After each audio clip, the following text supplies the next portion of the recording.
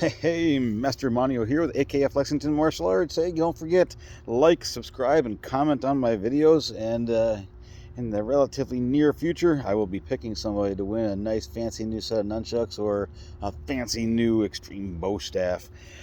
Remember, like, subscribe, and comment. Oh, let's see. I want to talk about some things that martial arts classes can do for people. How about focus?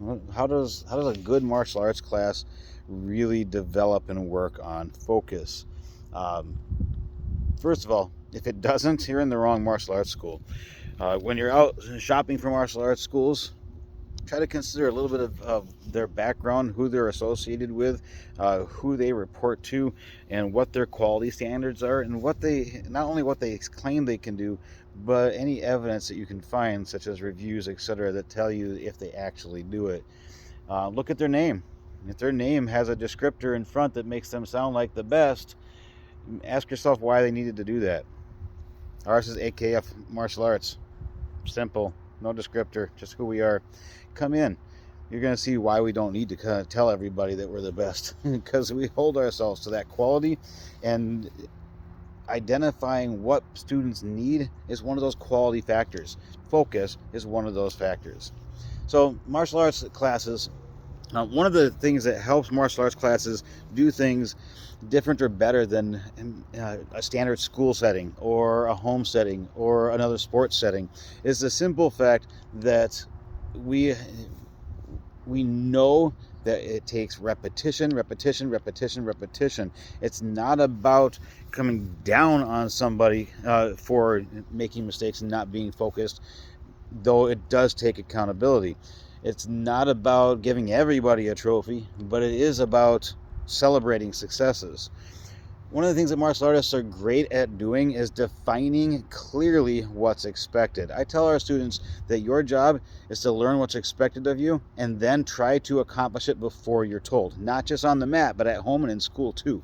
So that's where we start. That's just a starting point, and that stays with us all the way through and beyond black belt. Learn what's expected of you, and then learn how to produce it before you're asked to do it. I'm hesitating because there's always an exception to every rule. Learning what's expected of you and just simply doing it because it's expected of you. I could hear some people out there arguing that point, and I'm right there with you. But when it comes to the time to train our children on how to be better leaders, debating that fact is not what we're doing. We're trying to give very clear set expectations in order for it to be easy for them to identify what it is we need them to do to prove their focus. They want to, especially kids want to know the rules. Even if they're pushing the limits and they're testing you, they want to know the rules and they want to do what's right, even if sometimes they forget to think about what's right and they just act impulsively first. The idea is to understand the steps to get to where they want to go. So if I want to get to black belt, I know I have to get my white belt first. How do you do that? You got to walk in the door and actually start.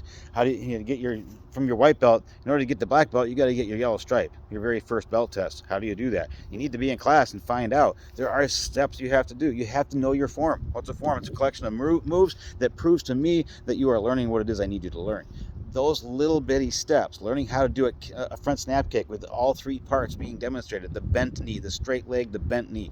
If you're in class, you know what that means because we tell you step by step what's expected. And over time, you start to learn how to do it. That helps develop the focus through successes. Trying to eliminate distractions. I am somebody who has no problem if there is an audience member that is causing a distraction. I will call the audience member out. If the background music is distracting, I will eliminate it. We have, I call it my special needs TV to allow people who need a little soothing to watch this TV. If it becomes a distraction, I will eliminate it. We have online students that can zoom in to classes. If that becomes a distraction, and it does, we will eliminate that distraction at that moment. We will assess and eliminate distractions to the best of our ability, though we will start to practice to be able to have the student mentally eliminate the distractions rather than actually physically removing them. It's just a little bit more of self-control. And that comes later on. It's not necessarily easy, even for somebody who's been doing it a long time, like me. Less multitasking. not doing a bunch of things all at once. Almost everybody in the world is guilty of that. I would say moms are very guilty of that, and they're all gonna get that knee-jerk reaction of, hey, we're good at it. Yeah, I agree.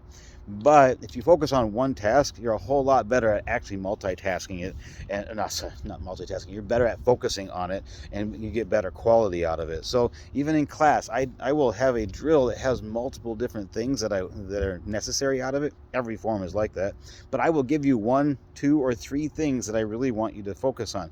Rather than focus on every element, we're going to focus on one that we can be successful at. Then take breaks. Is the class getting boring? Is it getting mundane? Are you getting tired? Is your homework assignment driving you crazy? Is your performance at work getting lazy? Maybe what you really need to do is take a break. Take a little break, walk away, like where I am right now. I love being outside. This is behind my martial arts studio. I just love it out here because I'm a country boy, and this looks like the country, even though it's not. It just looks like it. It makes me feel good. All right, find things that make you feel good. Work with those things to help you get regenerated just long enough. Like, how about a 30-second power nap? Oh, I love 30-second power naps. Right? I was going to say we don't do those in class. You know what? I think I've actually done it. I've actually stopped a martial arts class and changed and had them lay down, close their eyes, take a 30-second power nap, get back up and rock and roll. If you change the focus fast enough with purpose, the amount of true focus on the point that you need will be much, much better. Martial arts instructors are really good at recognizing that. Take an opportunity to relax and don't judge yourself too harshly, including with the students.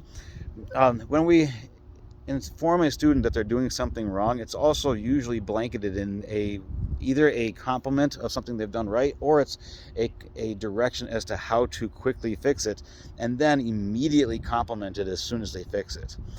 So when you praise somebody and you tell them how to improve something, and then you praise them again, we call that pipping, and it's a system that we use here. I am not somebody who shies away from calling people out, because I believe you have to be able to handle the stressful uncomfortableness here in a safe environment in order to be able to get outside of the martial arts class and be that leader that you're hoping to be. So I give you a safe environment to do that, where I will hold your hand and build you back up if I put you in a position that makes you uncomfortable or unhappy for a time being. However, the most important thing on creating focus is to celebrate the successes. If you have somebody who struggles on focus, when you actually see it, you need to make sure they know you've seen it. They will feel good about that and try to reproduce it. We do that here all the time. Don't accept failure, call it out. But don't browbeat. Don't get angry because somebody's not able to focus. Just make sure they know they need to do better. Maybe by saying, hey, remember last time I was really excited that you actually stayed focused for 5 minutes? That's what I want this time. All right, don't go running off with little Johnny. I want you to stay right here and do what you're supposed to do, because when you do that, it impresses me. That's a whole lot better than saying, hey, that's ridiculous. You need to do this. Stop being distracted. Does that ever work for you? Stop being distracted. If that worked for anybody, our whole world would be a whole lot different.